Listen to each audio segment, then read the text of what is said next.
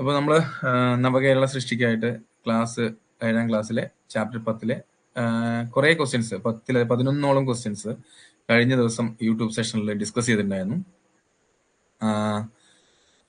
അതിനുശേഷം ഇപ്പം നമ്മൾ ക്ലാസ് തുടങ്ങുകയാണ്. അപ്പോൾ ഇതന്നെ ഫസ്റ്റ് ഡേ ഒരു ചെറിയ ക്ലാസ്സാണ് നമ്മൾ ഉദ്ദേശിക്കുന്നത്. നിങ്ങൾ ഈ ട്രാക്കിലേക്ക് വരുന്നതിന് വേണ്ടിയിട്ടാണത്. ഓക്കെ, അപ്പോൾ അതുകൊണ്ട് നമ്മൾ ഇന്നും ഒരു ചെറിയ സെഷനാണ് ചെയ്യാൻ ഉദ്ദേശിക്കുന്നത്. ഓക്കെ, അതിന് വേണ്ടിയിട്ട് കുറച്ച് ക്വസ്റ്റ്യൻസ് നമ്മൾ പ്രിപ്പയർ ചെയ്ത് വന്നിട്ടുണ്ട്. നിങ്ങൾ എല്ലാവരും ഈ ചാപ്റ്റർ നോക്കിയിട്ടുണ്ടാവും എന്നുള്ള പൂർണ്ണ വിശ്വാസത്തിൽ ക്ലാസ്സിലേക്ക് കിടക്കുകയാണ്. ക്ലിയർ അല്ലേ? ഓക്കെ, അപ്പൊ എന്തായാലും ക്ലാസ്സിലേക്ക് കിടക്കാം. ആദ്യത്തെ ക്വസ്റ്റ്യൻ എന്ന് പറയുന്നത് ശരിയായ ക്രമത്തിലാക്കുക എന്നുള്ളതാണ്. ശരിയായ ക്രമത്തിലാക്കുക. ഓക്കെ, ഇവിടെ തന്നിട്ടുണ്ട് പന്തി ഭോജനം, സമപന്തി ഭോജനം, മിശ്ര ഭോജനം, പ്രീതി ഭോജനം. ക്ലിയർ അല്ലേ? അപ്പൊ നമുക്ക് ഇതിനെ ഒന്ന് ക്രമത്തിലാക്കി നോക്കാം. എങ്ങനെയാണ് നിങ്ങളൊന്ന് കമന്റ് ചെയ്യാം. ഓക്കെ,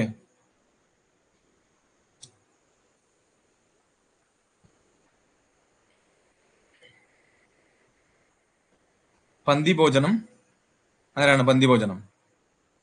പന്തി ഭോജനം തൈക്കാട് അയ്യാണ്. ഓക്കെ, ക്ലിയർ ആണ്, നിങ്ങൾക്ക് അറിയാമെന്ന് വിചാരിക്കുന്നു. നിങ്ങൾ ഇന്ന് രാവിലെ വായിച്ച ചാപ്റ്ററുമായി ബന്ധപ്പെട്ട ക്വസ്റ്റ്യൻസ് മാത്രമാണ് ഇതിലുള്ളത്. അതുപോലെ സമപന്തി ഭോജനം നമുക്ക് നോക്കാം. ഓക്കെ, ആൻസറിലേക്ക് വരുന്നുണ്ട് അല്ലേ എല്ലാവരും? പെട്ടെന്ന്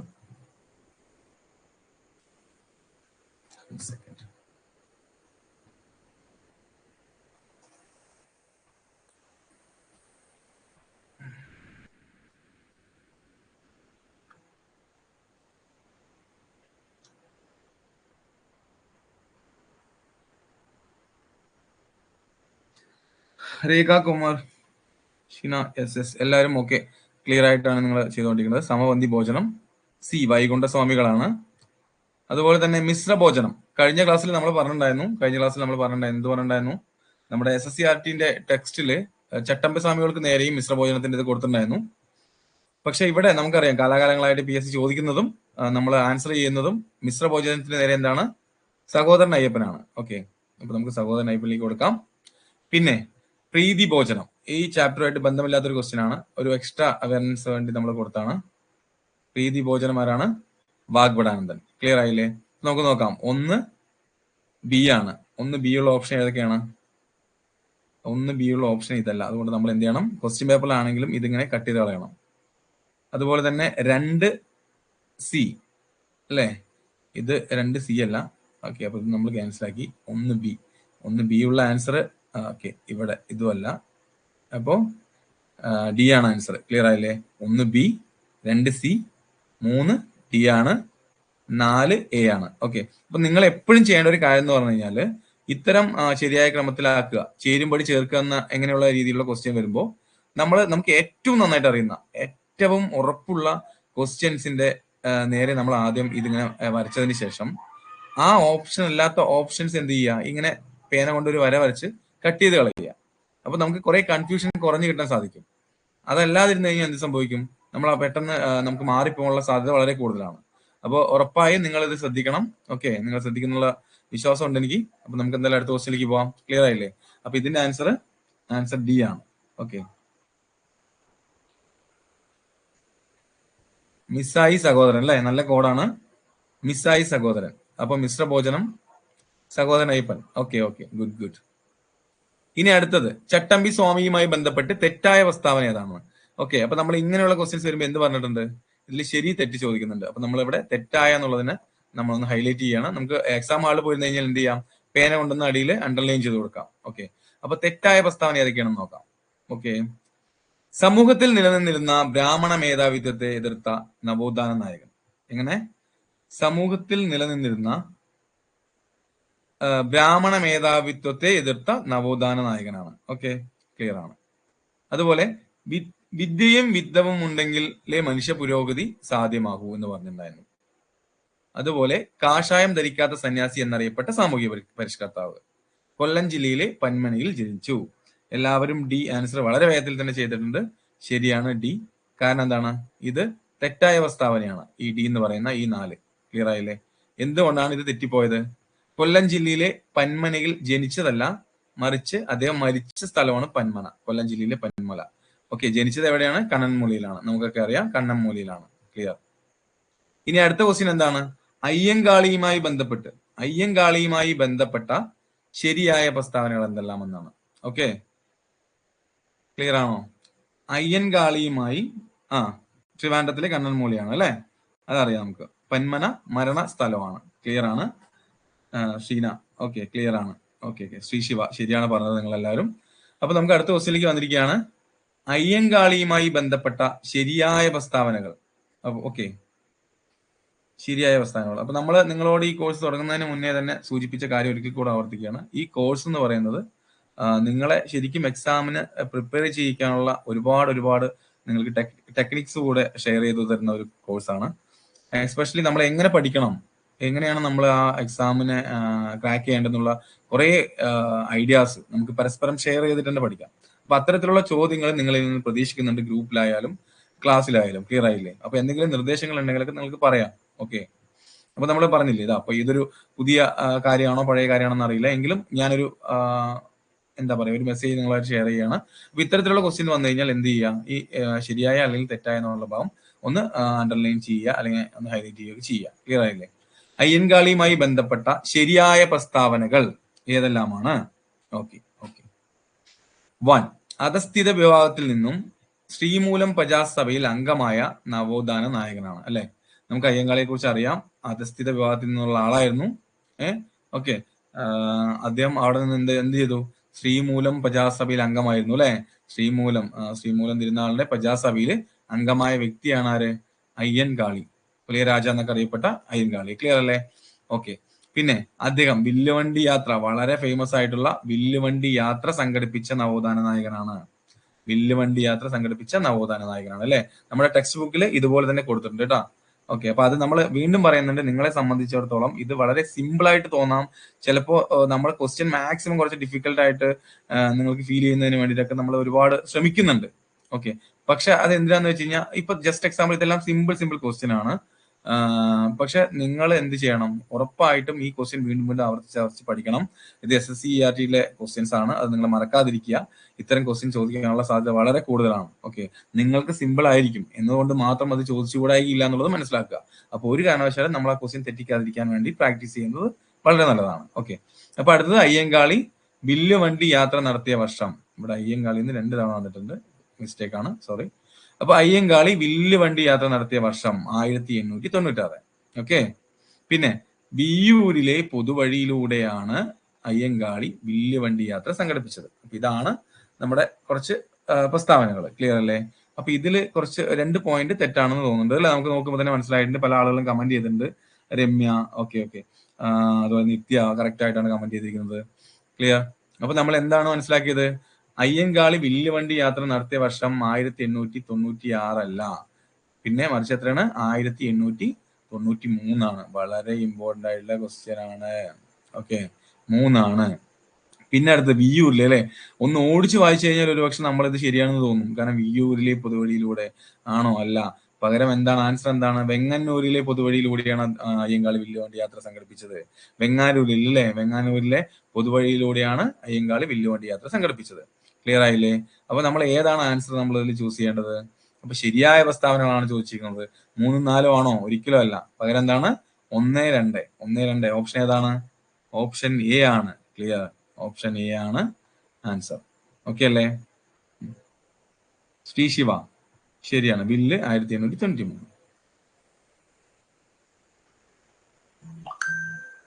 ഓക്കെ, നെക്സ്റ്റ് ക്വസ്റ്റ്യൻ. അടുത്ത ക്വസ്റ്റ്യൻ ആണ്, എന്റെ പത്രാധിപരെ കൂടാതെ എനിക്ക് പത്രം എന്തിന്, അച്ചുകൂടം എന്തിന് എന്ന പ്രസ്താവന ആരുമായി ബന്ധപ്പെട്ടിരിക്കുന്നു?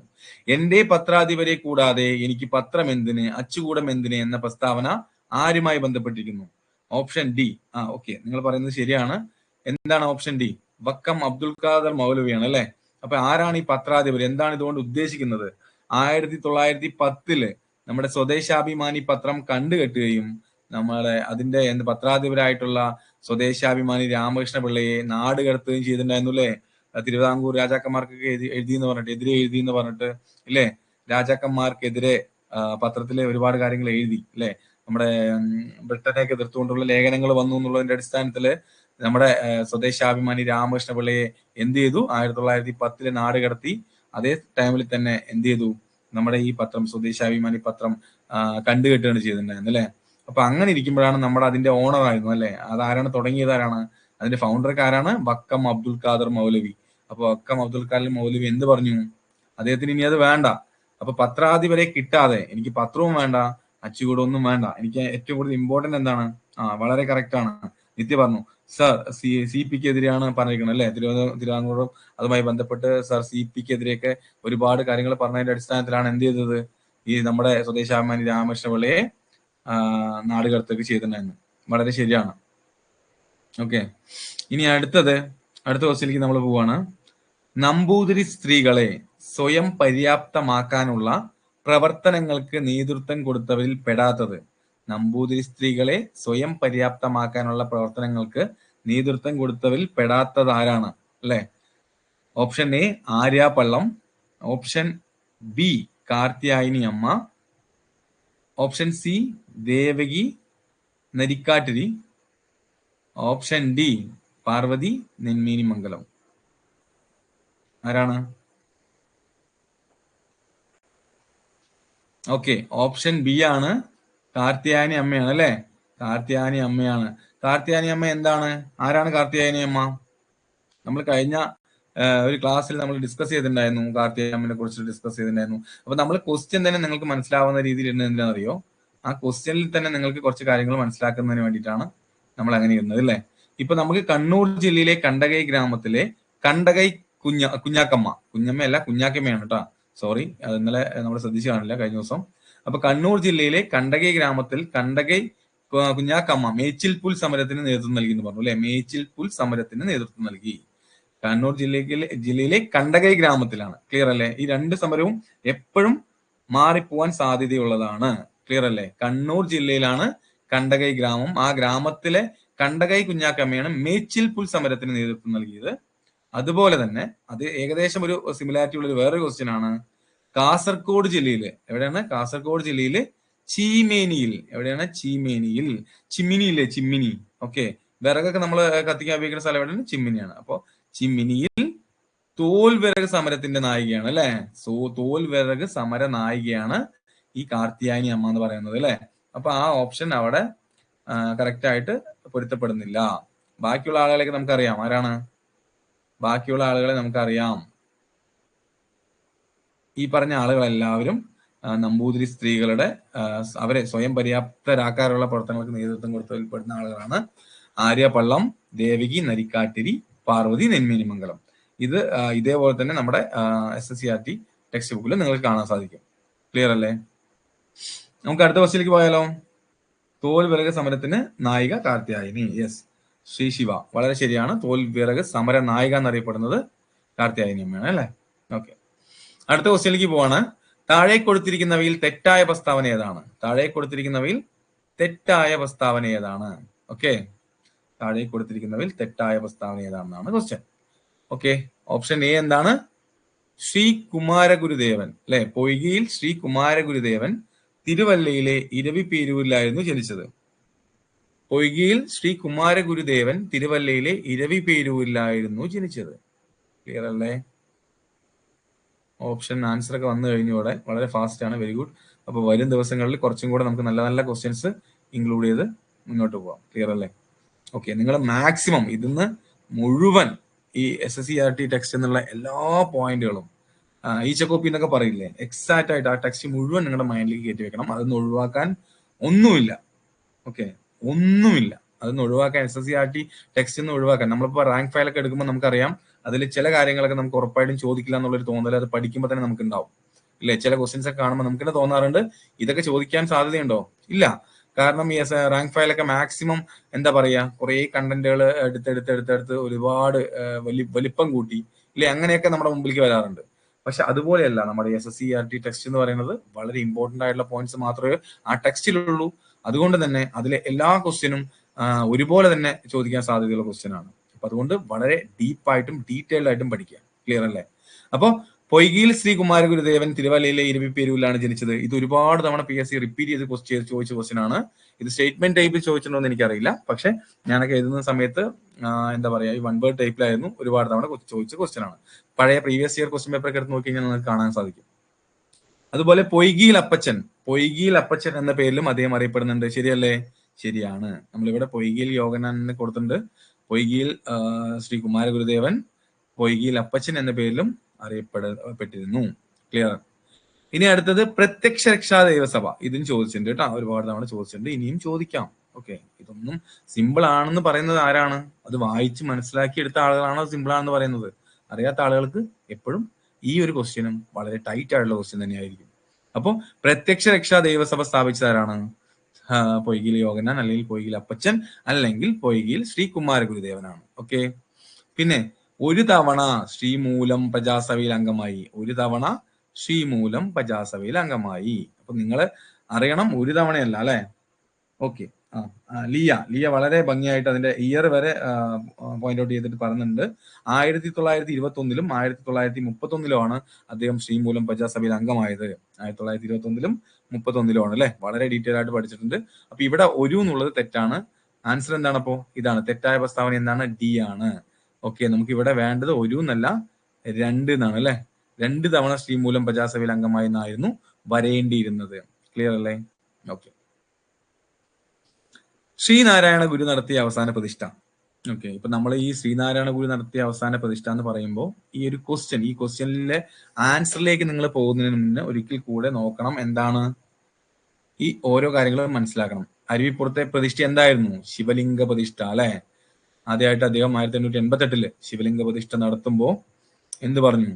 ഈ നമ്പൂതിരിമാരും ഉയർന്ന സവർണരായിട്ടുള്ള ആളുകളൊക്കെ വന്നിട്ട് പറഞ്ഞു, ശ്രീനാരായണ ഗുരുവിന് എന്ത് ചെയ്യാൻ പറ്റില്ല, ഈ ശിവലിംഗ പ്രതിഷ്ഠയൊന്നും ചെയ്യാൻ പറ്റില്ല, അതൊക്കെ ബ്രാഹ്മണർക്ക് പറഞ്ഞിട്ടുള്ളതാണെന്ന് പറഞ്ഞപ്പോൾ ഗുരു എന്ത് പറഞ്ഞു? വളരെ സിമ്പിൾ ആയിട്ട്, ഇത് ക്ഷമിക്കണം, ഇത് നിങ്ങളുടെ ശിവനല്ല, മറിച്ച് ഇത് ഈഴവ ശിവനാണ്. ഓക്കെ, ഇത് ബ്രാഹ്മണരുടെ ശിവനോ നമ്പൂതിരിമാരുടെ ശിവനോ ഒന്നുമല്ല, ഇത് കുറച്ച് കുറഞ്ഞ ഈഴവ ശിവനാണെന്ന് പറഞ്ഞു. അപ്പോ വന്ന ആളുകൾക്ക് വിചാരിച്ചു, ഈഴവ ശിവനല്ലേ, അപ്പൊ കുഴപ്പമില്ലാന്നുകൊണ്ട് പോയില്ലേ.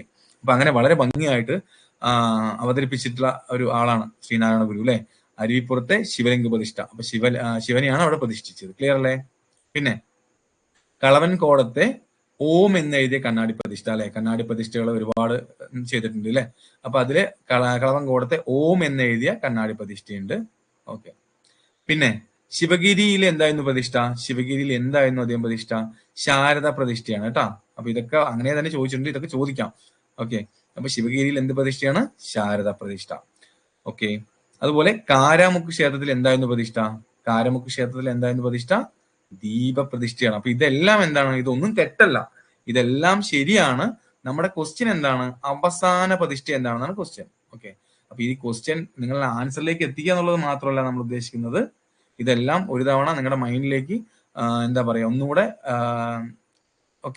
കയറ്റി വെക്കുക എന്നുള്ള ഉദ്ദേശം കൂടെ നമുക്കുണ്ട്. അപ്പൊ ഇതിൽ ആൻസർ എന്താണ്? ആൻസർ ബി ആണ്. കളവങ്കോടത്തെ ഓം എന്നെഴുതിയ കണ്ണാടി പ്രതിഷ്ഠയാണ് ഗുരു അവസാനമായിട്ട് നടത്തിയ പ്രതിഷ്ഠ. ക്ലിയർ? ഉറപ്പായിട്ടും നിങ്ങൾ നല്ല രീതിയിൽ ആൻസർ ചെയ്യുന്നുണ്ട്. അപ്പോ ഇത്തരം എന്താ പറയാ, കയ്യടികൾ, എന്താ പറയുക, സംഭാവനകൾ കുമ്പാരമായി കഴിഞ്ഞാൽ പരിപാടികൾ ഗംഭീരമാവെന്ന് പറയുന്ന പോലെ നിങ്ങൾ വളരെ നല്ല രീതിയിൽ എന്താ പറയാ, വളരെ നല്ല രീതിയിൽ ഇങ്ങനെ ആൻസർ ഒക്കെ ചെയ്ത് വളരെ ആക്റ്റീവായിട്ട് ഉള്ള ഒരു പ്രസൻസ് ഒക്കെ നിങ്ങളുടെ ഭാഗത്ത് ഉണ്ടാവുമ്പോൾ ഉറപ്പായിട്ടും നമ്മൾ നല്ല നല്ല ക്വസ്റ്റ്യൻസ് ആയിട്ട് നിങ്ങളുടെ അടുത്തേക്ക് വരും തീർച്ചയായിട്ടും. ഓക്കെ, നല്ല നല്ല ക്വസ്റ്റ്യൻസ് ആയിരിക്കും നമ്മൾ വരും ദിവസങ്ങളിൽ പ്രിപ്പയർ ചെയ്യാം. ഓക്കെ, നിങ്ങളുടെ ആ ഒരു ലെവലിലുള്ള ക്വസ്റ്റ്യൻസ് നമുക്ക് കൊണ്ടുവരാൻ സാധിക്കും എന്ന് വിചാരിക്കുന്നുണ്ട്. ഇത് ഫസ്റ്റ് ക്ലാസ് ആയതുകൊണ്ട് നമ്മളൊരു കുഞ്ഞതായിട്ട് പ്ലാൻ ചെയ്താണ്. ഓൾറെഡി നമ്മൾ ഈ ചാപ്റ്റർ ഡിസ്കസ് ചെയ്തതാണ്. യെസ്, പരിപാടികൾ ഗംഭീരമായിട്ട് നമുക്ക് വരുന്ന ദിവസങ്ങളിൽ പ്ലാൻ ചെയ്യാം. വ്യവസായ ശാലകൾ സ്ഥാപിച്ച് ജനങ്ങൾക്ക് ജോലി നൽകാൻ നിർദ്ദേശിച്ച സാമൂഹ്യ പരിഷ്കർത്താവ്. ഇപ്പൊ സ്വാഭാവികമായിട്ടും നമുക്കറിയാം, ഈ നവോത്ഥാന നായകന്മാരെല്ലാവരും അത്യാവശ്യം സാമൂഹിക നന്മ ഉദ്ദേശിക്കുന്ന ആളുകളാണ്. അപ്പൊ അവർക്ക് എല്ലാവർക്കും പറയാം, അയ്യങ്കാളിക്ക് പറയാം, ശ്രീനാരായണ ഗുരുവിന് പറയാം, വൈകുണ്ഠ സ്വാമികൾക്കും ചട്ടമ്പി സ്വാമികൾക്കും പറയാം, എന്ത് പറയാം? നിങ്ങൾ വ്യവസായ ശാലകളൊക്കെ നിർമ്മിക്കൂ, എന്നിട്ട് ജനങ്ങൾക്ക് ജോലി നൽകൂ എന്നൊക്കെ വേണമെങ്കിൽ പറയാം. ഒരുപക്ഷെ പറഞ്ഞിട്ടുണ്ടാവാമായിരിക്കും. ഓക്കെ, ഇങ്ങനെ ഇപ്പോ ഒരാൾ മാത്രം പറഞ്ഞു എന്ന് നമുക്ക് അറിയില്ല, കാരണം വേറെ ആരെങ്കിലും ഒക്കെ പറഞ്ഞിട്ടുണ്ടാവാം മേ ബി. ഓക്കെ, പക്ഷെ എന്തുകൊണ്ടാണ് ഇവിടെ നമ്മൾ കറക്റ്റ് ആയിട്ട് ഒരാളുടെ പേര് മാത്രം പറയാൻ പോകുന്നതെന്ന് വെച്ച് കഴിഞ്ഞാല്, ഈ പേര് എവിടെയുണ്ട്? രമ്യ, കറക്റ്റ് ആണ്, ബി ആണ് answer, Sreenarayana Guru. Sree Shiva, Kukku, very good. അപ്പൊ ഈ ശ്രീനാരായണ ഗുരുവാണ് ശരിയായിട്ടുള്ള ആൻസർ. അപ്പൊ നമ്മൾ മറ്റുള്ള ആളുകൾ പറഞ്ഞില്ലെന്നും നമുക്കറിയില്ല. പക്ഷെ എന്തുകൊണ്ടാണ് നമ്മൾ ശ്രീനാരായണ ഗുരുവിലേക്ക് എത്തുന്നത്? കാരണം ഇത് വളരെ ക്രിസ്റ്റൽ ക്ലിയർ ആയിട്ട് എവിടെയുണ്ട്? നമ്മുടെ SSCERT ടെക്സ്റ്റ് ബുക്കിൽ കൊടുത്തിട്ടുണ്ട്. ഓക്കെ അല്ലേ? ഓക്കെ, അപ്പൊ നമുക്ക് അടുത്ത ക്വസ്റ്റ്യനിലേക്ക് പോവാം. ശരിയായ ജോഡി. ശരിയായ ജോഡി ഇതൊക്കെ കഴിഞ്ഞ എക്സാമുകളിലൊക്കെ ചോദിച്ചുള്ള ഒരു ക്വസ്റ്റ്യൻ ആണ്. വളരെ വേഗത്തിൽ ആളുകൾ തെറ്റിക്കാൻ സാധ്യതയുള്ള ഒരു ക്വസ്റ്റ്യൻ ആണ് അല്ലേ? അപ്പൊ നമുക്ക് ക്വസ്റ്റ്യൻ വായിക്കാം. ശരിയായ ജോഡി ഒരു ചേരുംപടി ചേർക്കുന്ന പോലെ തന്നെയാണ് അല്ലേ? അപ്പോൾ ശരിയായ ജോഡി ഏതാണ് ചോദിച്ചത്? സോറി, ചേരുംപടി ചേർക്കലല്ല, ശരിയായ ജോഡി ഏതാണെന്നാണ് ചോദിച്ചിരിക്കുന്നത്. London mission society LMS Thiruvithamkoor Kochi, church mission society CMS Thiruvithamkoor, basal evangelical mission BEM Malabar. ഇതിൽ ശരിയായ ജോഡി ഏതാണ് ലിയ? വെരി ഗുഡ്, പറയൂ ശരിയായ ജോഡി. അപ്പൊ നമ്മൾ ഇവിടെ എന്ത് ചെയ്തു? ഈ ശരിയായ എന്നുള്ളതിനൊന്ന് ജസ്റ്റ് ഒന്ന് അണ്ടർലൈൻ ചെയ്ത് കൊടുക്കുക, അത്രേ ഉള്ളൂ. അപ്പൊ നിങ്ങൾ എത്ര നിങ്ങൾക്ക് മനസ്സിലായാലും ജസ്റ്റ് ഒന്ന് അണ്ടർലൈൻ ചെയ്ത് കൊടുക്കുക. കാരണം നമ്മുടെ മൈൻഡ് സെറ്റ് മൊത്തം ഒരു എന്താ പറയുക, ഒരു പ്രത്യേക വൈബായിരിക്കും. നമ്മൾ പറയില്ലേ, ഇപ്പോഴത്തെ ട്രെൻഡ് പിള്ളേരൊക്കെ പറയുന്നത് ഒരു പ്രത്യേക വൈബായിരിക്കും ആ എക്സാം ഹാളിൽ പോയി കഴിഞ്ഞാൽ. അപ്പൊ നമ്മുടെ മൈൻഡ് അങ്ങനെ ഈ കുറെ ക്വസ്റ്റ്യനിലേക്ക് ഇങ്ങനെ അലഞ്ഞുകൊണ്ടിരിക്കുകയായിരിക്കും. ഓക്കെ, നമ്മുടെ മൈൻഡ് ഇങ്ങനെ നമ്മൾ എന്താ പറയുക, കാറ്റത്ത് അഴിച്ചുവിട്ട പട്ടം പോലെ ഇങ്ങനെ പറന്നുകൊണ്ടിരിക്കുകയായിരിക്കും. ആ ഒരു ടൈമിൽ നമ്മൾ എല്ലാ ആൻസറും ശരിയായി മാർക്ക് ചെയ്ത് എല്ലാം ഓക്കെ ആയതിനു ശേഷം നമ്മൾ ചിലപ്പോൾ എവിടെയെങ്കിലും നോക്കിയിട്ട് നമ്മൾ പെട്ടെന്ന് എന്ത് ചെയ്യും, ചിലപ്പോൾ നമ്മുടെ ശരിയായ ഉത്തരം മാറ്റിയിട്ട് എന്താ പറയുക, തെറ്റായ ആൻസറിലേക്ക് പോകാനുള്ള സാധ്യത വളരെ കൂടുതലാണ്. ഒരു എക്സ്പീരിയൻസിന്റെ പുറത്ത് പറയാണ്, നിങ്ങൾക്ക് അത് ഈ ചുരുങ്ങിയ കാലത്തിനുള്ളിൽ നിങ്ങൾക്ക് മനസ്സിലായിട്ടുണ്ടാവും എന്നുള്ള ഉറച്ച വിശ്വാസത്തോടെയാണ് ഞാൻ പറയുന്നത്. ഉറപ്പായിട്ടും നിങ്ങൾക്ക് അങ്ങനെ സംഭവിച്ചിട്ടുണ്ടാവും എനിക്കറിയാം. ഓക്കെ, അപ്പൊ അതുകൊണ്ട് ഇങ്ങനെ ചെയ്യാൻ വളരെ നല്ലതാണ്. ഓക്കെ, ആൻസറിലേക്ക് എല്ലാവരും വന്നു കഴിഞ്ഞു. എന്താണ് ശരിയായ ജോഡി ഏതാണ്? ഇവിടെ 3 മാത്രമാണ് ശരി. സി, ഓപ്ഷൻ സി ആണ്, 3 മാത്രമാണ് ശരി. ഓക്കെ, അപ്പൊ എന്താണ് ഇവിടെ തെറ്റിയിരിക്കുന്നത് നമുക്ക് നോക്കാം. ലണ്ടൻ മിഷൻ സൊസൈറ്റി LMS എന്ന് പറയുന്നത് തിരുവിതാംകൂർ കൊച്ചി ഉണ്ടോ? ഇല്ല. ഇവിടെ എന്ത് മാത്രമേ ഉള്ളൂ? തിരുവിതാംകൂർ മാത്രമേ ഉള്ളൂ. തിരുവിതാംകൂറിൽ മാത്രമായിരുന്നു ഇവരുടെ പ്രവർത്തനങ്ങൾ. LMS എന്ന മിഷനറിയുടെ പ്രവർത്തനങ്ങൾ നടന്നത് തിരുവിതാംകൂർ മാത്രമാണ്. ഓക്കെ, ശരിയാണ്. അടുത്തത് ചർച്ച് മിഷൻ സൊസൈറ്റിയാണ് CMS. ഇവരുടെ പ്രവർത്തനങ്ങളോ? ഇവരുടെ പ്രവർത്തനങ്ങൾ എവിടെയൊക്കെ നടന്നിട്ടുണ്ട്?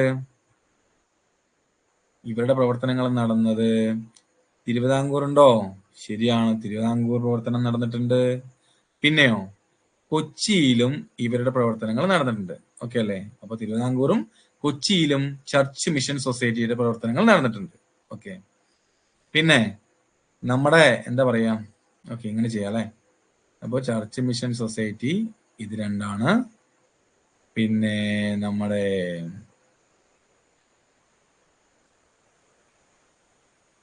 ലണ്ടൻ മിഷൻ സൊസൈറ്റി തിരുവിതാംകൂർ മാത്രമേ ഉള്ളൂ.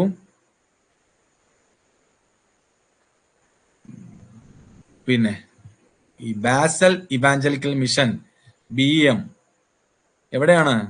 അതിന്റെ പ്രവർത്തന മേഖല എവിടെ മാത്രമേ ഉള്ളൂ? മലബാർ മേഖലയിൽ മാത്രമേ ഉള്ളൂ. ഇപ്പൊ പാലക്കാടുകാർക്കൊക്കെ അറിയാം, പാലക്കാട് ടൗണിന്റെ ഹൃദയഭാഗത്ത് തന്നെ നമുക്ക് എന്തുണ്ടായിരുന്നു ഇവിടെ? പാലക്കാട് BEM എന്ന് പറഞ്ഞിട്ടുള്ള സ്കൂളൊക്കെ ഉണ്ട് കേട്ടോ. BEM മിഷൻ സ്കൂൾ എന്ന് പറയും, BEM സ്കൂൾ എന്ന് പറയും. അപ്പൊ അത് ഈ BEM മിഷണറിമാർ സ്ഥാപിച്ച സ്കൂളാണ്. നെക്സ്റ്റ് വൺ, ചാലിയൻകോട്ടയിലെ വിജയത്തെ പ്രകീർത്തിച്ചുകൊണ്ട് 16-ാം നൂറ്റാണ്ടിൽ ആരെഴുതിയ അറബി കാവ്യമാണ് ഫത്ഹുൽ മുബീൻ അല്ലെ? ഫത്ഹുൽ മുബീൻ. ചാലിയൻകോട്ടയിലെ വിജയത്തെ പ്രകീർത്തിച്ചുകൊണ്ട് 16-ാം നൂറ്റാണ്ടിൽ ആരെഴുതിയ അറബി കാവ്യമാണ് ഫത്ഹുൽ മുബീൻ. അതിന്റെ മലയാളം മീനിങ് എന്താണ്? വ്യക്തമായ വിജയം എന്നാണ് അല്ലെ? അതായത് ചാലിയൻകോട്ടയിലെ വിജയത്തെ അല്ലെ? ചാലിയൻകോട്ട ആരാണ് വിജയിച്ചത്? നമ്മുടെ എന്താ പറയാ, ആരോട്? നമ്മുടെ കുഞ്ഞാലി മരക്കാരൊക്കെ ഫൈറ്റ് ചെയ്തിട്ടാണ് ചാലിയൻകോട്ട പിടിച്ചെടുത്തത് അല്ലെ? അതാണ് കുഞ്ഞാലി മരക്കാർ മൂന്നാമനൊക്കെയായിരുന്നു. നമുക്ക് അടുത്ത ക്ലാസ്സിൽ അത് ഡിസ്കസ് ചെയ്യാം. ഓക്കെ, വഴിയെ വരുന്നുണ്ട്. നെക്സ്റ്റ് ചാപ്റ്ററിൽ അത് കുറച്ച് ഡീറ്റെയിൽ ആയിട്ട് കൊടുത്തിട്ടുണ്ട് കേട്ടോ. ഓക്കെ, അപ്പോ ഈ ചാലിയൻകോട്ടയിലെ വിജയത്തെ പ്രകീർത്തിച്ചുകൊണ്ട് 16-ാം നൂറ്റാണ്ടിൽ ആരെഴുതിയ അറബി കാവ്യമാണ്? ആരാണ്? കുഞ്ഞാലി മരക്കാർ മൂന്നാമൻ തന്നെയാണ് കേട്ടോ. കുഞ്ഞാലി മരക്കാർ മൂന്നാമൻ തന്നെയാണ്. കുഞ്ഞാലി മരക്കാർ മൂന്നാമന്റെ പേരാണ് പട്ടുമരക്കാർ. ഓക്കെ, അങ്ങനെയുള്ള എല്ലാ ഡീറ്റെയിൽ ആയിട്ട് ക്ലാസ്സുകളും അടുത്ത ഇതിൽ വരും. നമ്മളിപ്പോൾ തന്നെ ഈ ക്ലാസ് കഴിഞ്ഞ ഉടനെ തന്നെ അടുത്ത ചാപ്റ്ററിന്റെ PDF നിങ്ങൾക്ക് ഇട്ട് തരും. ആ PDF നന്നായി വായിക്കുക. നന്നായി വായിക്കാനൊന്നും വേണ്ട, കുറച്ച് സമയം മതി, ഒരു മണിക്കൂർ നിങ്ങളത് വായിച്ചാൽ മതി കേട്ടോ. അപ്പൊ ഇതിന്റെ ശരിയായ ആൻസർ എന്താണ്? ഗാസി മുഹമ്മദ് അല്ലെ? ഗാസി മുഹമ്മദ് എഴുതിയ കൃതിയാണ് ഫത്തുൽ മുബീൻ, വ്യക്തമായ വിജയം. ക്ലിയർ അല്ലേ? ഓക്കെ, ഇവിടെ ആൻസർ കൊടുത്തിട്ടുണ്ട്. ഈ PDF നിങ്ങൾക്ക് കിട്ടും. ഒന്നിന്റെ D ആണ് ആൻസർ, നമ്മൾ കണ്ടതാണ്. അതെ, ഇവിടെ ഇത് എഴുതിയിട്ടുണ്ട്. കൊല്ലം ജില്ലയിലെ പന്മനയിൽ മരിച്ചു, ജനിച്ചതല്ല. പിന്നെ അതുപോലെ 1893 എന്താണ് ഉണ്ടായത്? വില്ലുവണ്ടി യാത്ര. ആൻസറിൽ നിന്നും ക്വസ്റ്റ്യനിലേക്ക് പോകാനും നമുക്ക് അറിയണം. വെങ്ങന്നൂരിലെ പൊതുവഴിയിലൂടെ എന്ത് നടന്നിട്ടുണ്ട്? ഈ പറഞ്ഞ വില്ലുവണ്ടി യാത്ര, സഞ്ചാര സ്വാതന്ത്ര്യത്തിന് വേണ്ടി നടന്ന വില്ലുവണ്ടി യാത്ര നടന്നിട്ടുണ്ട്. അയ്യങ്കാളി നടത്തിയതാണ്. ഓക്കെ.